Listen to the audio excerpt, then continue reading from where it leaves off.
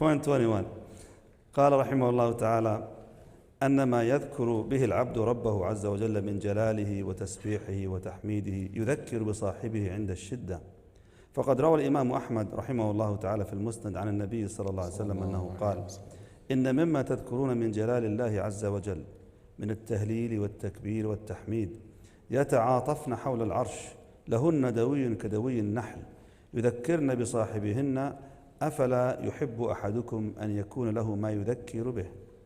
This is a beautiful thing. He says, look, when the servant remembers his Lord by extolling His Majesty subhanahu wa ta'ala, like you always speak about the glory of Allah Azza wa Jal, glorifying Him and praising Him subhanahu wa ta'ala, then he too is remembered by Allah Azza wa Jal at times of difficulties.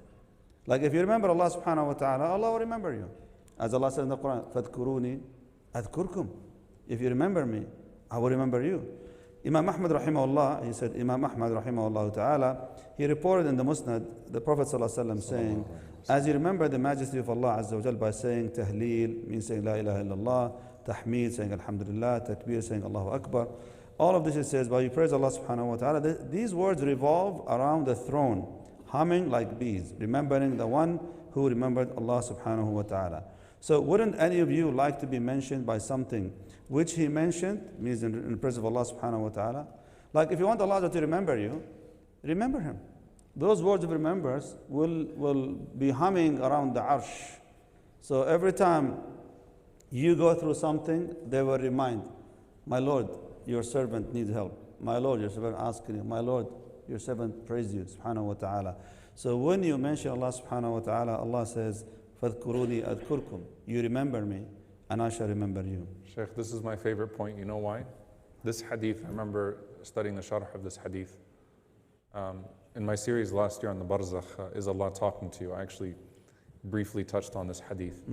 But I'll tell you one of the amazing explanations of this hadith, Sheikh, is that the Prophet ﷺ is saying, like, you send a tasbih and then it goes and it circles around the arsh with your name, right? So the first thing is the dandana, we talked about yesterday, the humming sound, right? So imagine that sound around the throne of Allah subhanahu wa ta'ala, right? But here's the second part of how the ulama explained that hadith. It never stops circling the arsh of Allah subhanahu wa ta'ala with your name. What that means is like someone who died 1,000 years ago, remembered Allah subhanahu wa ta'ala and they sent it up with their name and it is still going around making mention of their name. The dhikr that you made 10 years ago, 5 years ago, you had a moment in Ramadan last year, it's still there. And it's making mention of your name. And it circles with your name and with your remembrance. And some of the ulama, they used, of the proof of that, they used by analogy the hadith of al-Baytul Ma'mur, 70,000 angels enter and they never return. This idea that once something goes to Allah subhanahu wa ta'ala, from the necessity of its quality of being baq, of being permanent, is that it doesn't disappear. It waits for you until you get to Jannah.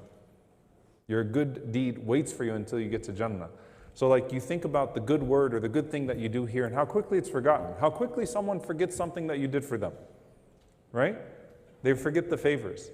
The dhikr you make today stays there for eternity until it enters you into Jannah. And like, don't you love that there are all of these things going around, humming around the throne of Allah subhanahu wa ta'ala, making mention of your name, so the angels are saying, oh, that's Shaykh Yasir's dhikr. Right? That's the dhikr of this person, that's the dhikr of that person. It becomes a culmination of a person's body. Like imagine الذاكرين الله كثيرا والذاكرات. Like those who remember Allah frequently from the men and the women. Abu Hurairah radiallahu ta'ala anhu used to do tasbih in a day how many times? 12,000 times. When he narrated the hadith of the fadl of tasbih, of the virtue of tasbih, he would do tasbih. His wird was 12,000 tasbihs a day. Someone's like, that's impossible. I know people. I'm sure I know people that do that much dhikr. So imagine how many days did he live on earth?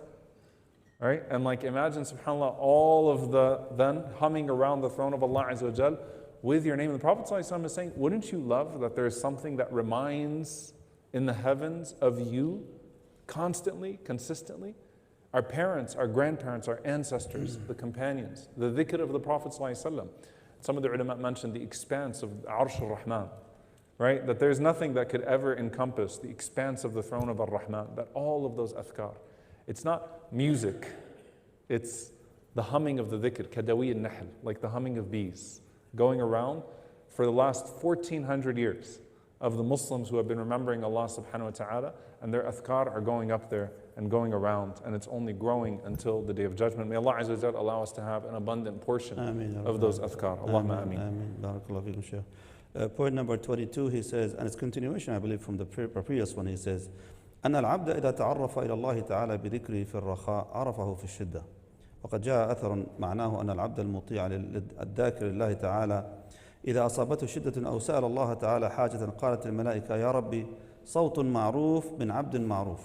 والغافل المعرض عن ذكر الله عز وجل إذا دعاه أو سأله قالت الملائكة يا ربي صوت منكر من عبد منكر. May Allah subhanahu wa ta'ala protect us from this, Ya Rabbil Alameen.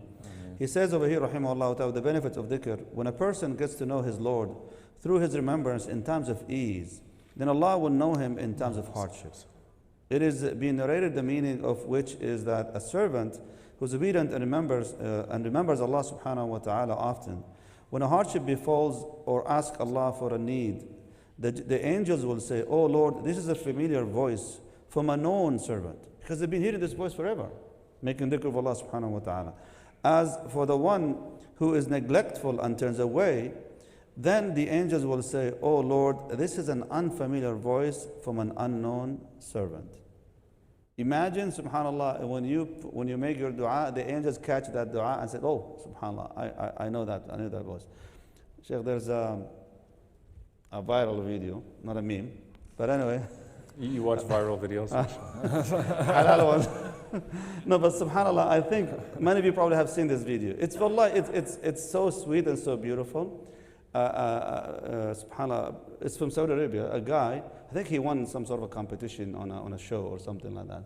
So as he was on the show taking live calls, he hears a call, says, hello, and it was his mom. And suddenly on live TV, he drops everything. He goes, Irhbo! Like his heart was jumping with joy that his mom is calling him. And he's, marhab, and just like, he's almost crying that his mom, why? She just only said, hello. And he just like recognized the voice immediately. And that's the voice of a human being. Imagine how much the angels will be joyful and happy when they hear you saying, Ya Rab. And they will say, our Lord, we recognize this voice. We know that person. But if someone doesn't do regular dhikr and they say, Ya Rab, it's like, who's this? And they're going to start trying to say, who's that? Can we figure out, do you know this person? I mean, your answer will be delayed, Jama'ah. But if immediately you just say, Ya Rab, and they say, we know this person, we know the voice. Can you imagine the joy? For SubhanAllah, that's a human moment. You hear your mom's voice and you just like, you jump like crazy. It's so beautiful to hear that voice, SubhanAllah. It's like an unknown caller on the phone, spam folder. Absolutely. Don't be in the heaven spam folder, No. Unknown caller, all of a sudden, like, who is this guy? That's true, right? SubhanAllah. And your number should be saved with the angels. Your number should be saved, SubhanAllah. No. There's a hadith of the Prophet ﷺ, it's actually like these exact words. Know Allah in good times and He will know you in bad times. Know Allah in adversity, He will know you in prosperity, and He will know you in adversity. If you sort of break this down between dhikr and dua is a form of dhikr, right? Dua is a form of remembering Allah subhanahu wa ta'ala. Dhikr in your times of ease is the fuel of your dua in hardship. Yeah. Dhikr in your time of ease is the fuel of your dua in hardship. Sheikh, even sometimes you don't even have to make dua in hardship. Because Allah will take care of you right away before even you ask. SubhanAllah. Zakaria alayhi salam, he got cut off in the middle of his dua. Why? Because he was always making dua to Allah Azza wa Jal. وَلَمْ أَكُنْ بِدُعَائِكَ رَبِّ شَقِيًّا. You always respond to me, O Allah. So Allah responded to him midway in his dua, cut him off and gave him more than what he was asking for. Ayyub alayhi salam, like when you read about the tafsir of the verses of Ayyub alayhi salam, إِذْ نَادَى رَبَّ, like the angels were waiting for him to open his mouth and to make a request, alayhi salam, because what got him to that position of being envied by the devil in the first place was his frequent mention in the heavens. Like Iblis was like, who is this guy that keeps getting mentioned in the heavens? Right? So the moment that he said, Massani adur, I'm hurt, wa anta arhamur rahimin, Allah Azza wa Jal opened up everything for him right away. They were waiting, Sawtun ma'ruf, we know this voice. We know this voice of Ayyub alayhi salam. And so you think about yourself. when you call upon Allah, and by the way here, Allah will know you, is similar to لا تكونوا كالذين نسوا الله فأنساهم أنفسهم, or on the day of judgment, when Allah subhanahu wa ta'ala says, nasitukum, I forgot you. It's not that Allah Azza wa Jalla doesn't know who you are, but it is the neglect of you. You neglected me, so I neglected you. Right? You've been neglected now as well. لا يكلمهم الله ولا ينظر إليهم. Allah sees them and He will question them, but He's not speaking to them. Like I know that Allah is not speaking to me. May Allah protect us. Honestly, like when Shaykh was reciting tonight, Shaykh Ibrahim was reciting those verses tonight. Like you read those verses, and he didn't start crying at the أرجى آية بكتاب الله as much as أن تقول نفس يا حسرة على ما فرطت في جنب الله وإن كنت لمن الساخرين. Like I really messed up. Those statements of regret that you start to make on the day of judgment. And so it's a scary thought. There's a spectrum here. Those that will be brought near to Allah Azza wa Jal, al-muqarrabeen, may Allah make us amongst them, and like here, come under the shade of Allah Azza wa Jal. Come under the shade of His throne. And those that Allah is not speaking to, you go on the side until you're thrown into hellfire. That's a scary, scary place to be. And so the frequency of your speaking with Allah Azza wa Jal here is very much so an indication of the frequency of your speaking to Allah subhanahu wa ta'ala and being spoken to Allah Azza wa Jal over there. The way that you sought the shade of Allah subhanahu wa ta'ala in this life from sin and from severity and from trial and tribulation is very much so indicative of the shade that you will be given from Allah subhanahu wa ta'ala in the next life. Like there's a parallel here to everything that's happening. None of this is random. So remember, dhikr in ease is what fuels your dua in hardship. It's what allows your dua in hardship to actually be accepted and to be heard by Allah Azza wa Jalla and His angels in a way of embrace and acceptance. May Allah subhanahu wa ta'ala make our voices recognized and heard in heaven, Ya Rabbil Alameen. Shaykh, can I say one more thing? فَمَا بَكَتْ عَلَيْهِمُ السَّمَاءُ وَالْأَرْضُ. When Allah talks about like the heavens and the earth crying for some people, that the place of sujood would cry for a person after they leave. The mushaf would cry. That the place that was the gate of the heavens that used to be open for a person when they pass away, it cries because it now knows that it's shut.